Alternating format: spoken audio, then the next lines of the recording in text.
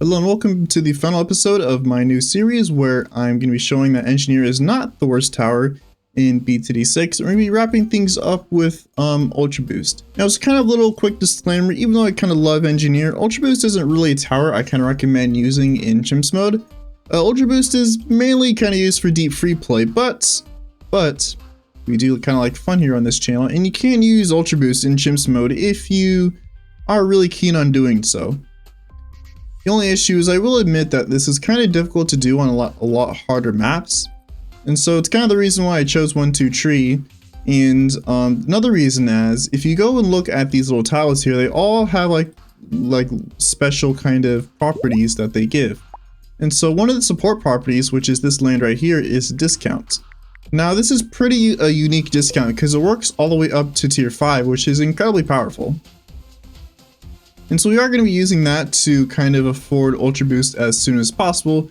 But I mean, even with kind of the discount here, we're not going to be able to afford Ultraboost probably until maybe the early 90s to late 80s. And so what tower are we going to be Ultra Boosting? Well, I'm thinking Sun Avatar 300 Super will probably be pretty good. The reason being is that it's fairly cheap, sort of cheap, and it's also pretty powerful as well. Not to mention that this plot of lands right here for magic gives +1 damage, I believe. And so +1 damage on Sun Avatar is pretty nuts because that means that Sun Avatar has the potential of doing, instead of 3 damage, it can do up to 6, which is pretty nice. As Sun Avatar shoots 3 projectiles, which each do kind of 1 damage, so if all 3 projectiles are hitting, that's of course 3 damage. But if each projectile is doing 2 damage, at max they can do 6 now, which is pretty good. Alright, so Super Monkey now, and I'm going to try to get kind of Super Monkey kind of like as far to the left as I can. Just to kind of get as much damage as we can on mobs come late game. This is going to be a 3-2-0 middle cross path. I don't really think knockback is going to be what I want here because the range is going to be pretty small, even though we are going to give this guy, you know, a village and Alk. But he's still going to have some pretty small range overall. Now, even without Sun Avatar, I think a 2 damage Super Monkey is still a pretty powerful tower just overall. Especially with how fast his attack speed is and with the increased pierce of the range crosspathing. Anyway, since we're starting to see more leads and I can't afford Plasma Bath right now, I think I'll just go for Alk. Hopefully this is in range, thank you. Now even though this guy does attack pretty fast, I still think it is worth going for an Alchemist on him. It's just gonna be one of those kind of scenarios where we kind of have to go for tier 4 Alk instead of tier 3. Because if you didn't know, if you're only buffing like one tower, a 3-2-0 is more than enough to keep up with most towers. You really only need the 4-2-0 if you're buying, or if you're trying to Alk buff multiple towers kind of within its range. Or if the tower attacks so fast that 3-0-0 runs out pretty quickly. Alright, so after we kind of get Camo Village here, I think we can freely save up for Sun Avatar. Don't really think mid-game should be kind of too trivial here. I think the kind of save up to Ultra Boost will probably be pretty trivial overall. Again, like 2 damage Sun Avatar is pretty nuts. Just kind of, even without the increased attack speed of like, let's say like Permbrew. 2 damage Sun Avatar, pretty nutty combo. Anyway, Sun Avatar 4 is just in time for round 60. Not like we would have actually needed Sun Avatar to beat the BFB anyways. I guess it's just a bit of extra quality assurance. Also, I didn't even mention why I kind of brought Geraldo. Geraldo's pretty versatile. I guess shouldn't be a no surprise to anyone here of why I brought him. But even though we probably won't really need his items early on in the kind of early game or even mid game, we probably will need some of his stuff kind of in the late game. I haven't used a single, like, you know, Jerry's Fire or anything. The only thing I have used is a Camo Potion for early game. Alright, so even with around 80 kind of rolling, you know, we're still like, you know, roughly around like 40,000 off of Ultra Boost. Even though there is 20 rounds left, we will be able to afford it before 100, albeit just barely. I think it will be a good time to kind of see our max DPS with kind of Ultra Boost here, so I think I will kind of overclock it now and see just how much damage we're doing here. Which is not really as much as I was hoping from a 2 damage Sun Avatar, but it still is quite a lot. It's like maybe like 1k per second. when the ZOMG there was there. Although I will say, when the ZOMG popped and was down to kind of be at Bs, the DPS definitely did skyrocket up until like, you know, like 5,000 per second, I'd say. Right, Ultra Boost incoming in like 3, 2, well, never mind then. I guess after these line of F-mobs here. Ultra Boost has been acquired on round 92, so only 8 rounds left. Yeah, it's like when you're going for kind of Ultra Boost strategies, you really kind of to penny pinch if you really want to go for that Ultra Boost. Although once you do get it, it is a pretty big spike in power. As due to kind of the new Ultra Boost change, Ultra Boost has like 100% uptime on, I believe, like every tower at this point now. So I mean, that in itself is incredibly strong. This also does mean that you can Ultra Boost multiple towers. So if you have like more than one tower that's dealing, I guess, decent amounts of damage, you can utilize Ultra Boost to your advantage to do that. Alright, so let's see how Sun Avatar with 10 stacks is against round 98 here. I do have high hopes for it, but I mean, if we are going to fall behind, I do have Jerry's Fire or Pickles I could use.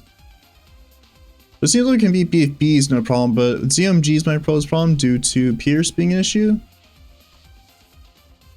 It seems that Pierce definitely is a little bit of an issue, but I think we kind of beat this before we get Pierce capped here, which is pretty good. 99 should be, I wouldn't say no problem, we almost died here. Thankfully, Sun Avatar clutched up there, and round 100 should be pretty free. Ultra Boost and Avatar has got this. Plus, if not, I do have 32,000 I could spend to help beat this bad. Alright, pop any day now. Let's see DPS. I'd say like a couple hundred.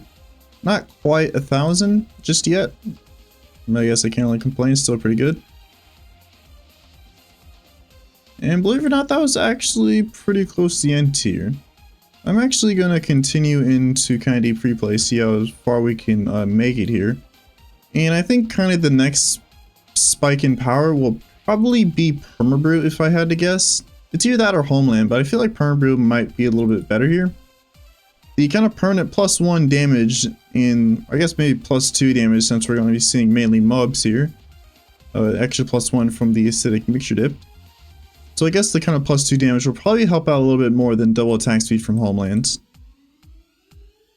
But the Homeland does give double Pierce is the thing as well. And as you can see here, Pierce definitely is an issue. We almost died to 103 there. But I do have faith we can maybe hold out just a little bit longer for Permabrew. But if not, Homeland's gonna have to be my backup. And I think this round I might need to I think I might even need to buy Call to Arms because those fortified ZMGs are kind of pushing here. I'm gonna go for Jerry's Fire and Pickles. Pickles gives extra fortified damage, so it'll help out against these FCMGs, but I think that might be a little too late here. No, we're holding off, but there's like 3 ZMGs, which aren't very much damaged. Can we clutch up? Barely, barely. I guess Geraldo did eventually come in handy. Pretty nice.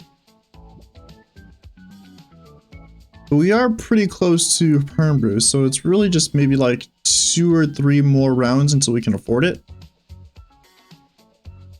But 106 might be a problem because there's a lot of DTs that round. Alright, let's see how 106 is. Hopefully with Geraldo's items here, 106 isn't too bad. Okay, so we can beat regular DT just fine, and FTDTs push on us slightly, but if we can just hold them back long enough to where this wave can just end. Alright, perfect. 106, not too bad. I think we're gonna be well on our way to Permabrew, which will be a huge damage boost. Then after that, I think Homeland will probably be the next best bet. Also, this is a long line of ZMGs. Please tell me this round 108 isn't death, because we're like 3k away from Permabrew. Pickles were off, so let me just refresh it just to get a little bit extra fortified damage on the ZMGs, because we're definitely going to need it for this round. Long line of ZMGs, and I think we're dead here. Yep. Okay, so let me refresh Pickles immediately, and I wonder if Camo Potion is worth using for, because I do believe that increases range a little bit, so having more range to attack ZMGs from farther away would be perfect. But ideally, I don't really want to spend money because we're so close to Perm Brew.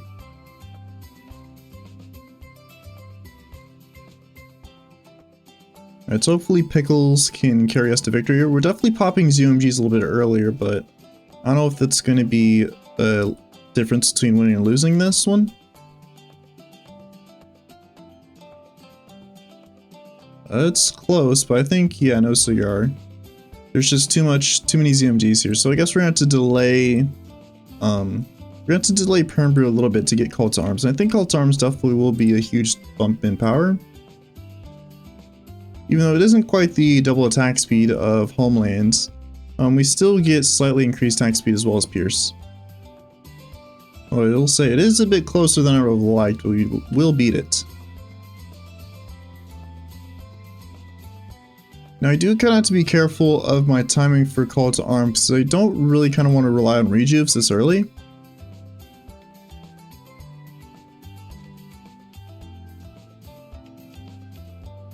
I think I will need to use Call to Arms for these line of ZMGs here. I'll use it now, just to burst them down. Perfect. And 109 starts off with DTs, hopefully we're fine against them. I think so. There's fortifieds coming in now, so hopefully we can hold off those. Perfect, perfect. Now we are back to 10k away from Perm Brew.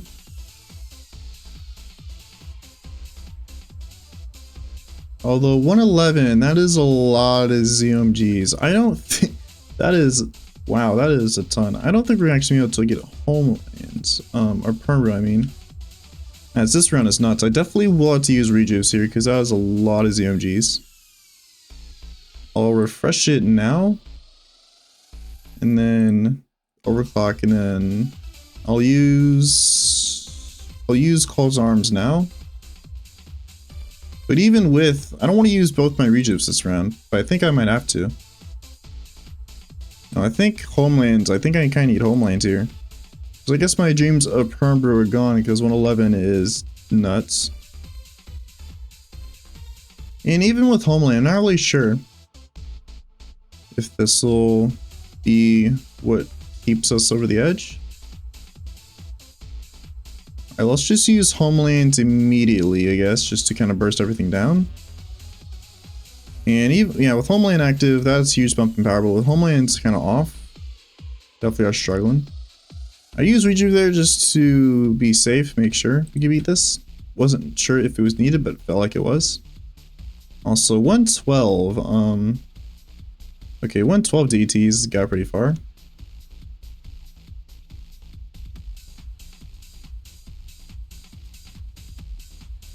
So I think we've kind of reached the point where whenever there's like any fortified DMGs on the screen, I think I might have to use Homeland whenever there are some. Although there's only like 3 this round, so I do want to hope that I can save Homeland for next round. Even though we get pretty far. I think 116 is another DDT round. So I do want to have Homeland up for that. Or I could use Rejuve. Although I don't really know when the next one restocks, so I do want to be careful with using those. There's a lot of ZMGs here, so I think I might have to use Rejuve for next round. Again, if I could beat this without Homelands, that'd be perfect.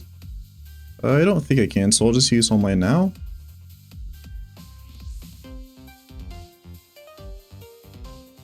Okay, so this round doesn't seem to be a DT round, but there's a lot of ZMGs here, so this might be a rip. But if Homeland can come back up before ZMGs get in range, that'd be perfect.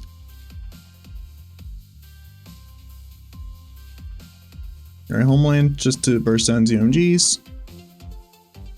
And 117 is a DDT round. I might need to use Homeland or Rejuve for Homeland. No, the wave doesn't last long enough. Oh, thank God. 118 is a lot of DTs. We barely have Homeland up in time. But I had to use Homeland for that, which means I need to redo for the ZMGs here. Now, if you want my opinion, I think we're probably dead for 119, in my opinion. I think the bad move's slow enough that Homeland will come back up. I don't really know if there's enough DPS to beat down all 3 bads. I'm just gonna use Homeland immediately. And I guess I'll refresh Pickles, because why not? I can do this. Just trying to burst down. Okay, so we popped bad 1, but we don't have a lot of damage on bads 2 and 3. Yeah, that's not looking too good. Let me just do this. And some of that.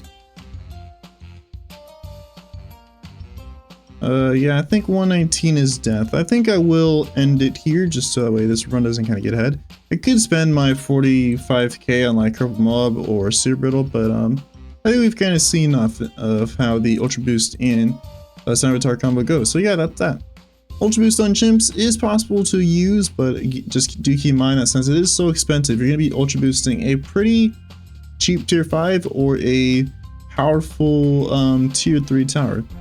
So in my opinion, I don't really recommend kind of using it, but it is fun to use. So if you ever feel in the mood to try something different, Ultra Boost in Chimps is something I do recommend.